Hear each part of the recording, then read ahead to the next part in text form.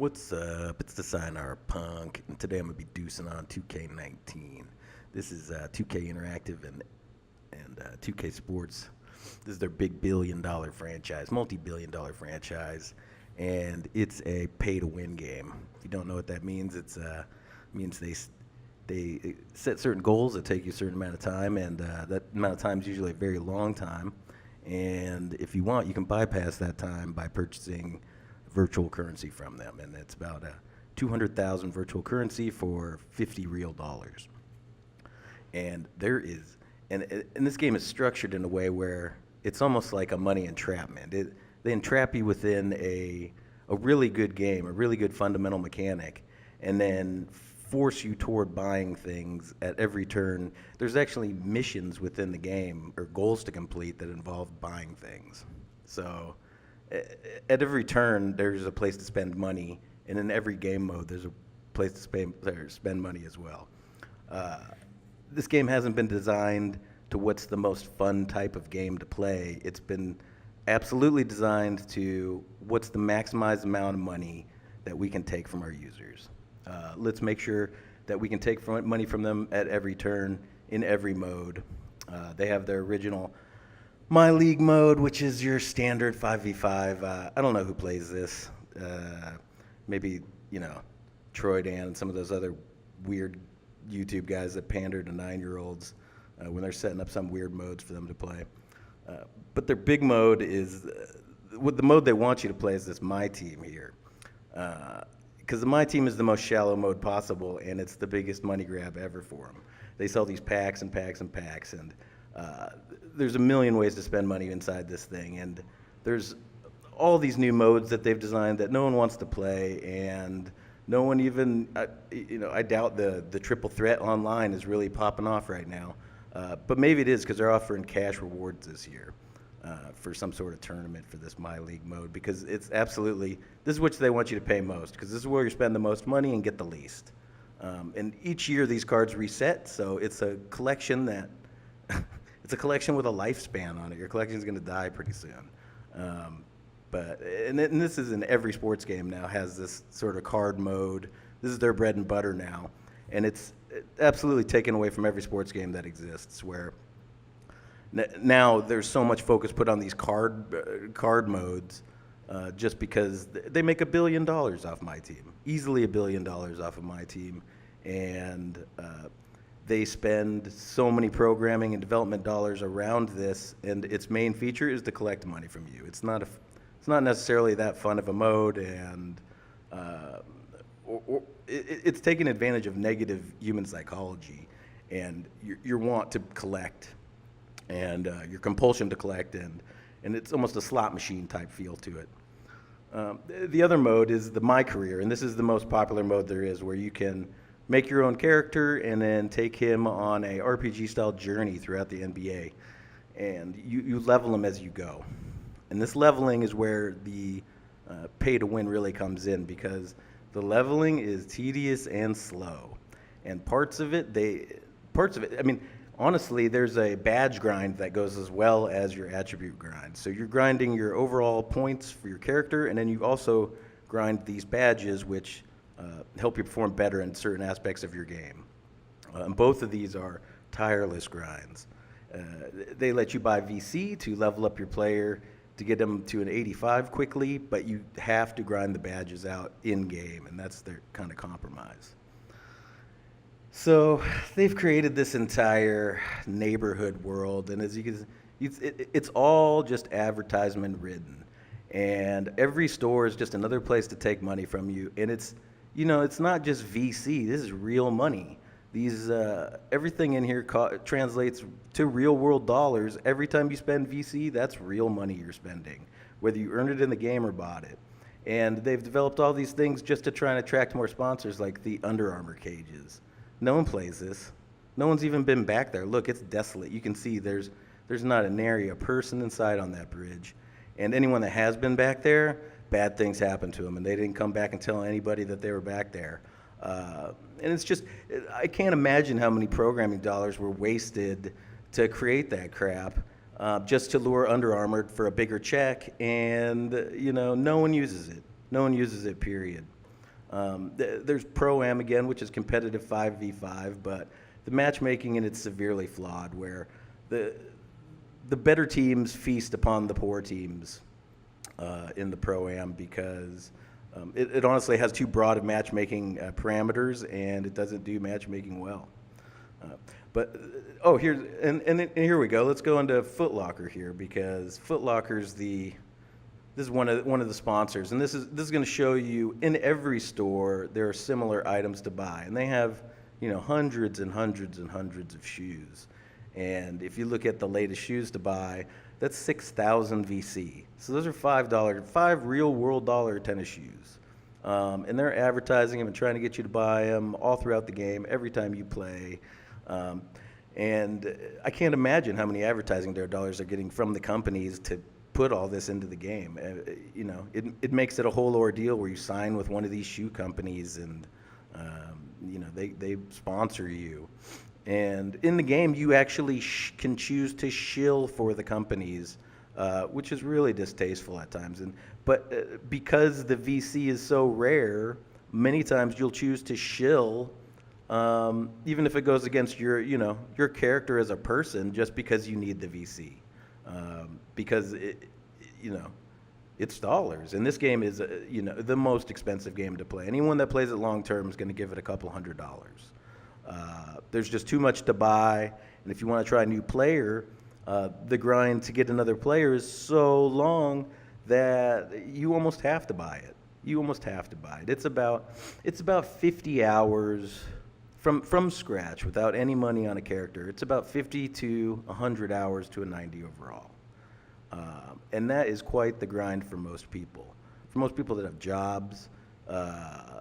Just the normal person that's going to play this game, that's quite the grind. And they do this on purpose so that buying this VC is more tempting.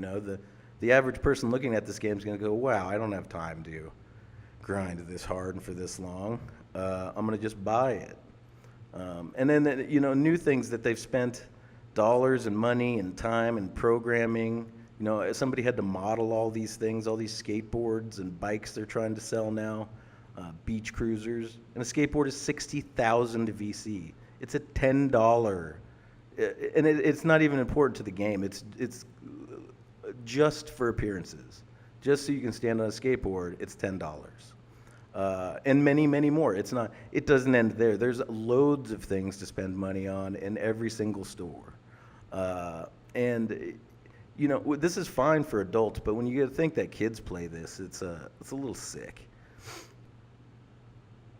And also this year, they've introduced a huge skill gap at everything you do in the game. The shooting, dribbling, passing, defense, everything has a bigger skill gap, which is great. The hardcore gamers, we want this. And for long term, that's where the game's most rewarding, is when you grow little by little and then over time become very good at the game. So that's a great change to the series.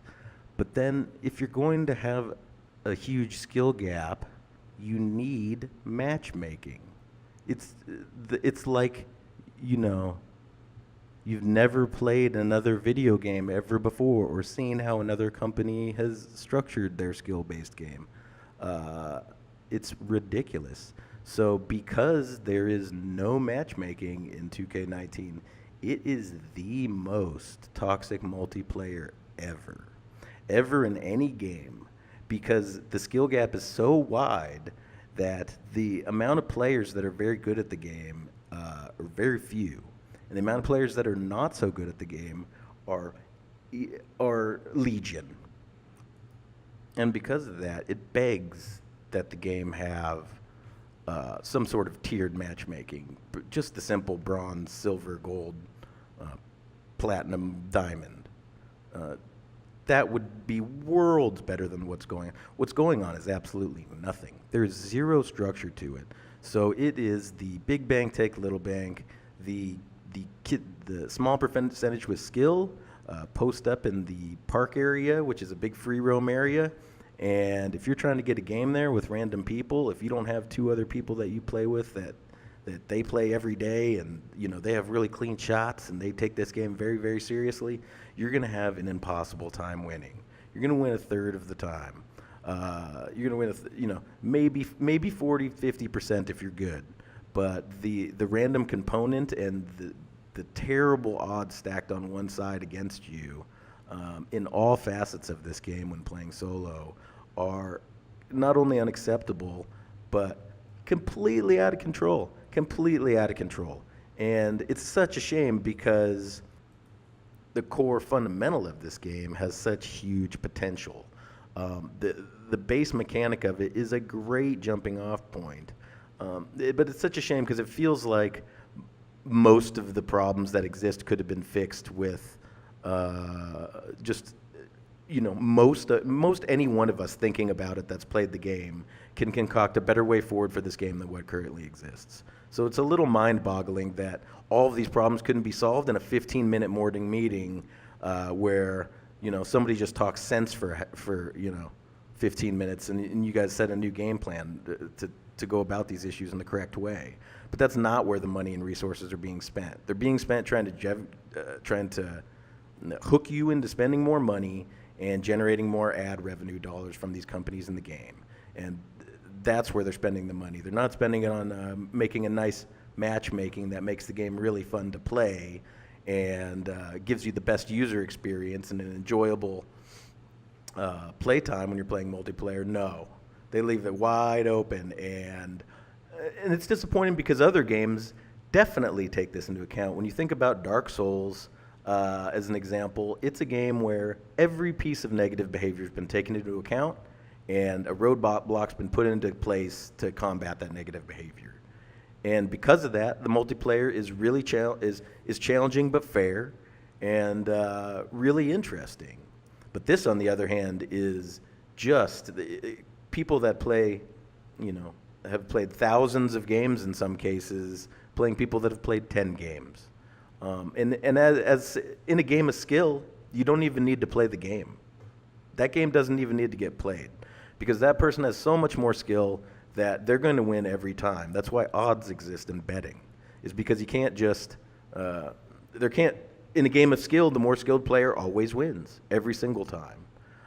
So that's why it's outrageous that no matchmaking is put into this game in any level, not in the park, not in the rec center, and Prom's matchmaking is awful too. And it's just completely disrespectful to a point to their users and people that are even new to it. I can't imagine what it's like to a person that's never played this game before to get on, if they don't have people to play with, and play solo for the first time. It must be one of the most horrific experiences you can possibly imagine gaming-wise, where you probably just shut it off at a point confused about what's going on. It's more so, and it's more so this year than last year. There's more things to spend money on. There's more ways to there's more ways than ever to spend money in this one than last year, and you can only assume that it's going to follow suit next year, and that they're not going to fix the matchmaking problem because they don't even talk about it as being an issue or haven't said anything about plans for matchmaking. As far as they're concerned, they're already working on next year's game. And this one's just running on autopilot, basically. And because it's buggy, there's tons of cheese. You couldn't play twos when the game first came out because there's certain archetypes that are built hands down better than all the rest of the archetypes. And so the best players use these archetypes and at a very high level. And so you have very skilled players using elements of the game that are already a little bit lopsided. So they're setting themselves up even better to succeed, and the casual gamer has no chance. The person that can't put in a 30-hour week on this game has no chance. There's so many bugs and so many things wrong with the logic of the game, it makes me question the hierarchy within the management of the company. Whoever's in charge of the programmers and engineers is making all the wrong decisions unless they're just whipping boys and told from above what's going to happen. Because the amount of problems in the game, especially with matchmaking, are ridiculous. If you're a center in Pro-Am or in the Rec Center, you can probably get a game right away because it's the build no one has. And it's giving priority and hierarchy to different matchmaking based on positions where the 80% of the players made a shooting guard or small forward or point guard. No one made bigs, and if there is a power forward, it's probably a stretch so they can cheese people with the shooting. So you just, you might wait an hour to try and get match made in the Jordan Rec Center if you're hopping in solo. You might have to get in and wait, and then finally it'll let you out, and then you can go try and get matched with another team. But the amount of time spent playing the game versus the amount of time spent just waiting on the broken game is completely outrageous. You're waiting 90% of the time that you're playing this game when just a regular matchmaking would suffice. Any other game you hop into, when you go play Call of Duty, you don't go walk around on the battlefield until you find 12 people that have decided that they want to play specifically with you after they've looked at your records and seen what's going on, and then they decide that we want to do the match. That's not how any game works, and nor should it work that way. So if you're new and you're going to come in and play this game, be prepared to drop some real world dollars because they're going to take a ton from you. Because once you get sucked in, you start getting your dopamine hits, you're going to give them that VC. You're going to give them that VC all day. And then be prepared to wait. If you don't have two ballers to team up with that you're going to play with every day that really love and cherish this game and take it serious, then good luck. You're going to be 1944. You're going to be 19 and 44 stuck on Amateur 1 because there's way too big of a skill gap, and the fact that it's the most glaring need in a game I've ever seen. So the feeling getting into this is I wait around and I never get a game. They're always trying to take money from me, and I'm constantly getting my ass kicked. And that's the takeaway from 2K. And if you're not one of the best, tell me that's not your takeaway. Tell me that's not what you felt when you got in and played this game, that, man, everything's expensive. Holy cow, I get my ass beat every time we play any game mode. And it's toxic. It's completely toxic, and it's a shame, too, because it's a shame there's not more options, because people are going to buy this game next year, and it's going to be more of the same. It's going to be worse. But this is straight up it. This is straight up what's going on with the game, and good luck getting the game if you're playing solo. Get in there and try and play in solo. This is a case study of everything not to do in multiplayer. There's no structure, and it's just garbage. It's just garbage. And again, the worst part of it is how solid the game is underneath all this garbage. And I don't know if it comes down from the boardroom where, they say, this is the way you're going to do it because this is what maximizes my VC. And shut up or do it or you're fired. I don't know if that's what's coming down from above, but I doubt it. I doubt it. There's nothing coming from the board that tells you when you're developing it how to make your game and what rules to live by. And that said, it's just it's got to be dummies in there making the decisions about the game. They're not. Have you ever played a game before? Whoever in there is deciding, oh, we don't need matchmaking. Oh, it's okay the way it is. Like, you need to be fired immediately. Immediately. So if you're going to get in and play this game fresh, if you've never played 2K before, welcome to the beatdown. Welcome to the beatdown. You better go find some kids to pay to play with you or something, or it's going to be one of the worst experiences that you've had in any game, which is, again, such a shame because it is such a solid game at its foundation. And that's about all I got to say about 2K. Done deucing on it. Give me a like, a comment, and subscribe, and mash that bell. Let me know anything else you want me to deuce on, and I'll get it done in the next day or two. I'm out.